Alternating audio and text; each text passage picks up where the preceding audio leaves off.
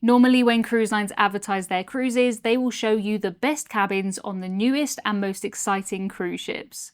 I've stayed in all kinds of rooms, from inside cabins without any windows to the suites with the lounges, but almost always on the newer cruise ships.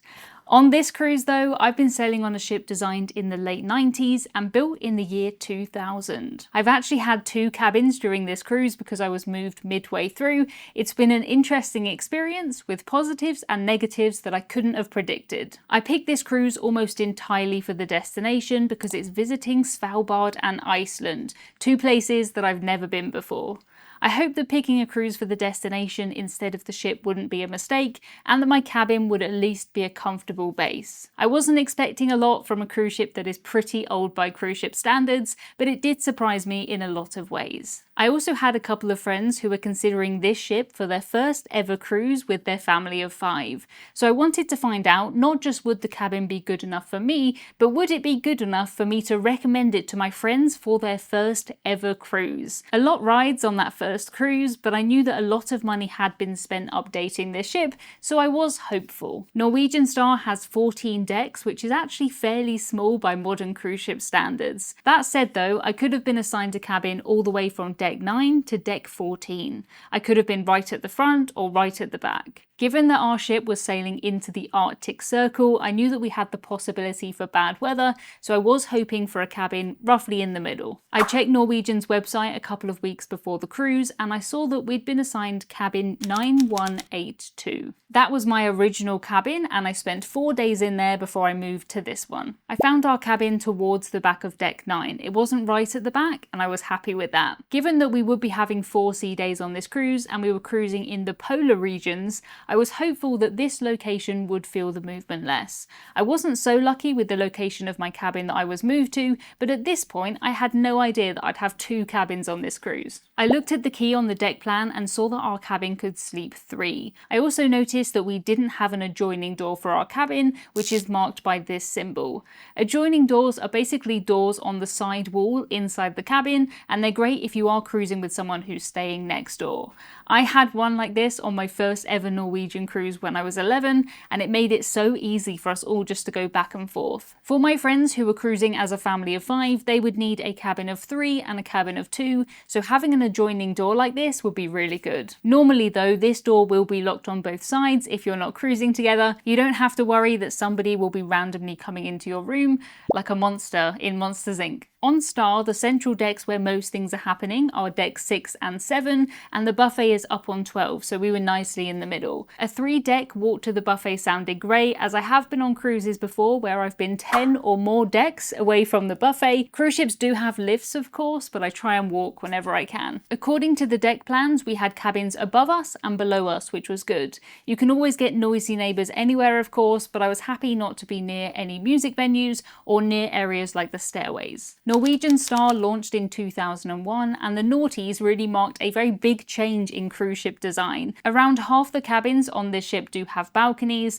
and when you compare that to the older ships like Norwegian Wind, she was launched in the early 90s and had 15% balcony cabins. If you do rewind a few more decades, they often didn't have any balconies at all. Before I even reached my cabin, I found something that I loved. The carpet in the corridors have these fish on them and they always swim forwards, apart from the odd cheeky little red fish which does swim backwards. Norwegian do have a newer version of this on their new ships, which are basically triangles that point forwards, but I do think that these fish, there's something special. Going against the fish towards the back of the ship, I found my cabin. My first impressions of the room were very good. It definitely isn't the biggest balcony cabin that I've ever had, but it felt modern, it felt bright. A few areas did give away the ship's age, like these orange wood wardrobes, but overall I don't think that this cabin feels dated. One of the first things that I wanted to look at was the curtains, which might sound odd, but when you're on a cruise in the Arctic Circle in summer, the sun does not set at all. We've visited places on this cruise where the sun doesn't set for 5 months. I hope that this wouldn't affect my sleeping pattern, but the curtains did look good. I liked how they were set back a little bit into the doorway so that they didn't get in the way. By the curtains there was a sofa, which is a sofa bed. Opposite this was a TV, which is fairly small, but I don't go on a cruise to watch TV. If I do watch TV, I tend to do it on my iPad anyway, and given that the walls in cruise ship cabins are magnetic and I have a magnetic iPad case, I usually just stick my iPad to the wall wherever I want it. The cabin is around 15 meters squared, which is slightly bigger than the inside cabins that come in at around 13 meters squared. On newer cruise ships like Norwegian Aqua, the balcony cabins do come in closer to 20, but it didn't feel as though this smaller size would be a problem. Some more floor space might have been nice, but I was not prepared for just how much floor space my next cabin would have. The bed took up most of the room, and I'm glad that it did. This is one of the best cruise ship beds that I've ever stayed in. I can't explain it, but it was just very comfortable. The artwork across from the bed was interesting. I'm not sure what it is, to be honest, but it was fairly modern looking. These cabins used to have the brightest green bedding, they used to have bright blue floors, and a yellow sofa too. They've certainly toned it down. I headed out next onto the balcony to have a look around. The balcony itself was a good size and much bigger than a few others I've had on other cruises recently. We had plenty of space to move around, and I did like this sliding door instead of the type that swings out. We had a great view in every single direction and nothing blocking our view at all. Our luggage arrived not long after we did. We'd last seen it in the terminal, and it was one of the easiest embarkations that I've ever done. I printed my luggage tags at home, so all I had to do was drop off my bags and then go into the terminal. In total, embarkation took 15 minutes. As far as the storage goes, we had a bedside table on one side, we had 3 drawers here, and we had more shelves inside the wardrobe. For the 2 of us, the storage was perfectly fine for 12 days. It would have been nice if we had a few more drawers on this side perhaps, or maybe a little bits and bobs drawers down here, but we were always able to find space for all of our things. I put my suitcase under the bed and I filled it up with my dirty clothes as the cruise went on. Only 4 days worth of dirty clothes as it would turn out, but at this point I did not know that. I was ready for the 12 days. Plug sockets are often a common complaint on cruise ships of this age, but I'm very happy to say that we had USBs in the lamps by the bed. Just one on each side, but it was enough to charge my phone. There were also 2 plug sockets by the mirror, including one UK socket, which did surprise me. It's very rare to find UK sockets on American cruise ships, but I appreciate it. After unpacking, I checked out the bathroom. This was where a massive hit of nostalgia got me. I cruised a couple of times as a child and a teenager with Norwegian, and this style of bathroom is something that I do remember a lot. It's very uncommon to see bathrooms with a separate toilet and a separate shower like this anymore, but it's something that I've just always been used to. The soft lighting of the shell here really reminds me of the 2000s. The bathroom overall was a good size, and although the toilet part was definitely quite tight, I do think that the big shower made up for it. If you are bigger than me though, or you have longer legs, this could be a bit of a struggle. You might just have to keep the sliding door open and kind of sit at a bit of a weird angle. We had plenty of space under the sink to store our stuff, and this might sound like an odd thing to notice, but I really love this tap. I love it so much. Often on cruise ships, the tap only goes about 10% of the way into the sink, and there is no way to properly rinse the whole thing. On here though, no such problem. I love this tap. There was a safe on this side and a new hairdryer. There's a little seat too and a bin down here. Over towards the balcony was a phone, and there is another plug socket there too. This whole corner section is completely new, and it was nice to have a place where we could store our paperwork. Looking at this part, I don't think you would know about the ship's age. I was more than happy at this point to recommend this ship to my friends, but then everything changed for me. I was very happy in my cabin. I was enjoying my cruise, and I was on day 4 when the phone rang. A lovely lady on the other end of the phone said something to me that I'm sure that every cruiser has dreamt about. Hey Emma, hope you're okay. We have a suite available if you would like to move. You might think that that was an instant yes, but I did have to think for a minute. I knew that the suites are often right at the front or right at the back of the ship, so I did wonder if I might regret that decision if we did hit bad weather and there was more movement in my new room. I do get seasick sometimes, and we were heading so far north. We were going to a place where there's more polar bears than human beings. I also knew that the suite didn't have a balcony at all, no outside space, and up until this point I'd been really enjoying mine. That said though, the new cabin did have a bath, and I thought that having 2 cabins for this YouTube video would be great. In the couple of seconds that it did take me to answer, I was weighing up all of these things, and I was thinking about you watching this video, so I did say yes. I just want to make it very clear here, this is not a normal cruise ship thing to happen. It has never happened to me before.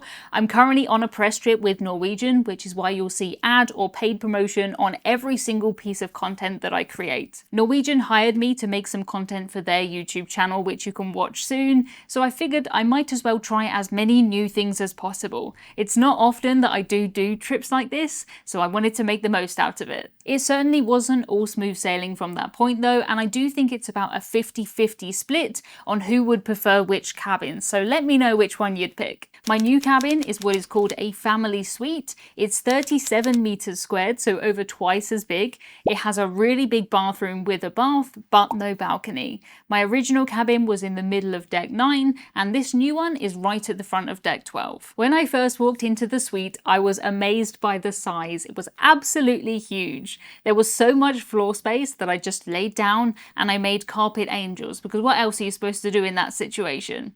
It was so exciting, and there was so much room for all kinds of activities. We met our butler, room steward and concierge, and I started to wonder what they would be able to do for us.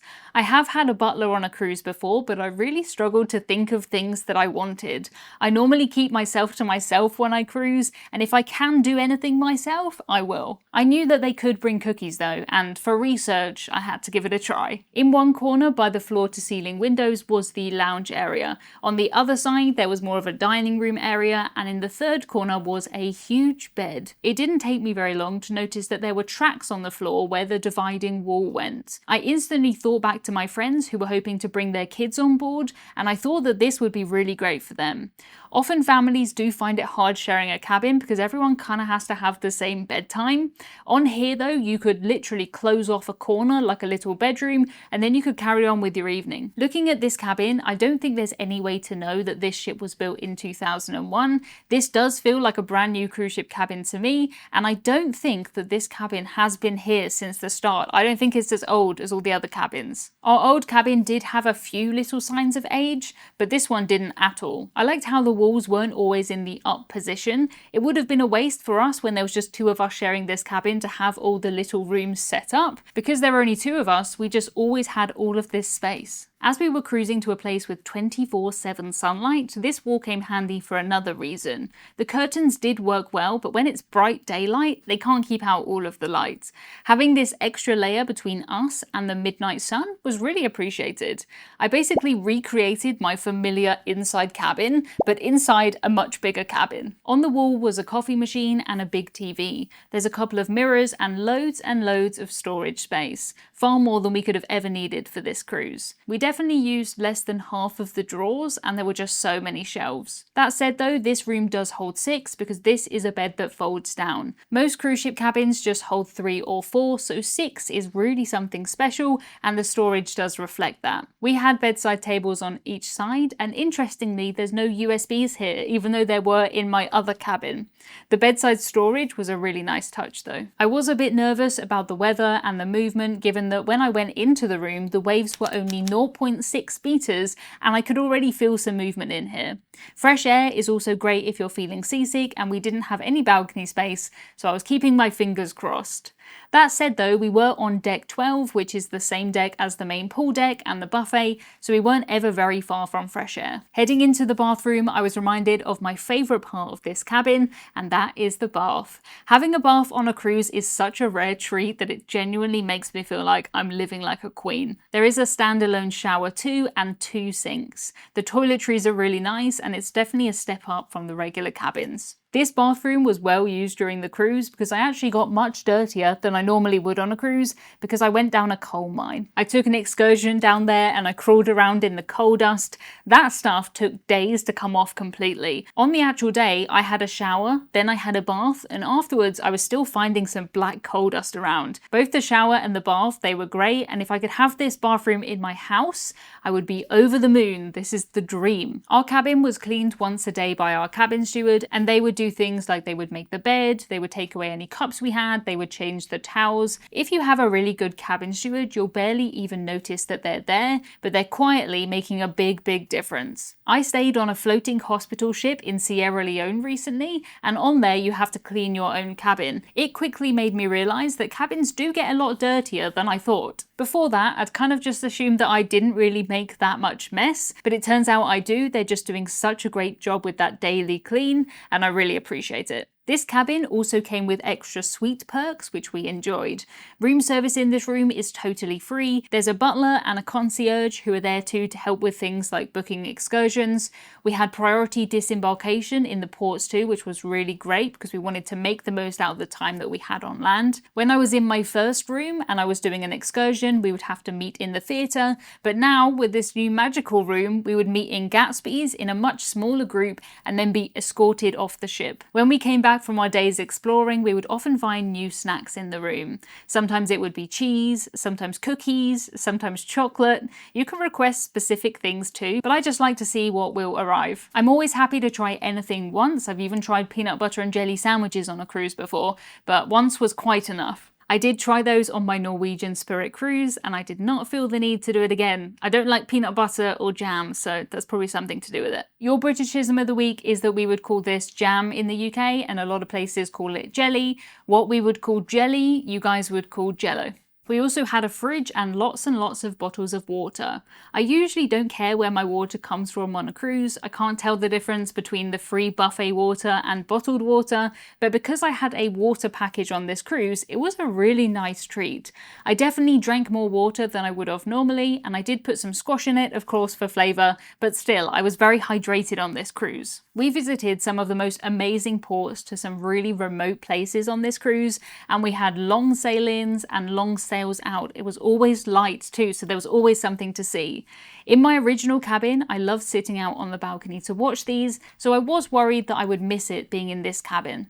The windows are floor to ceiling and they are incredible, but they don't open at all. Having done a little bit of digging, I think my cabin might be one of those that used to be in the observation lounge called the Spinnaker Lounge. It was converted to cabins in 2012, and I'll talk more about that in my full video. That would explain these windows though, because it does look like I'm in some sort of lounge. In some ways, I did miss the balcony, but it also was not balcony weather during this cruise. Having these windows was amazing, and we saw some really great sights from here. I did my live stream from this table too, and thank you so much if you joined me for that one. It did feel as though, because the windows are right on the edge of the ship, we were really close to whatever was going on outside. We also had amazing views from the bed and from pretty much anywhere in this cabin.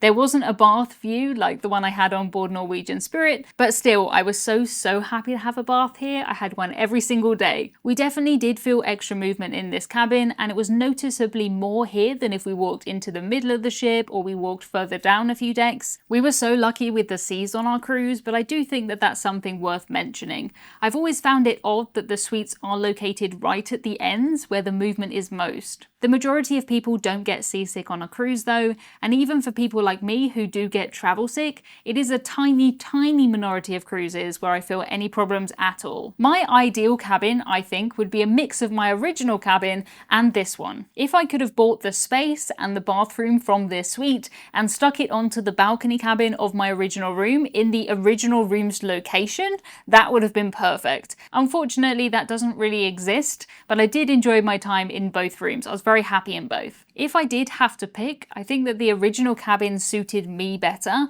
I did enjoy having the balcony and the location was just fantastic. For many people though, like my friends, I would definitely suggest this bigger second cabin. The extra space and the extra perks are definitely things that they would make the most out of. Given that they would need 2 cabins anyway, sometimes it is the same price or even cheaper to book a suite compared to 2 regular cabins, even though the suite has all of these extra perks. I didn't have any issues caused by the ship's age at all, and I think overall they've done a really good job of modernising her. It is hard for you to judge though, having not seen a brand new cruise ship cabin, so if you watch this video next, you'll see the room that I stayed in on board Norwegian Aqua. This is Norwegian's newest, most exciting cruise ship, and I'll see you there in a couple of seconds.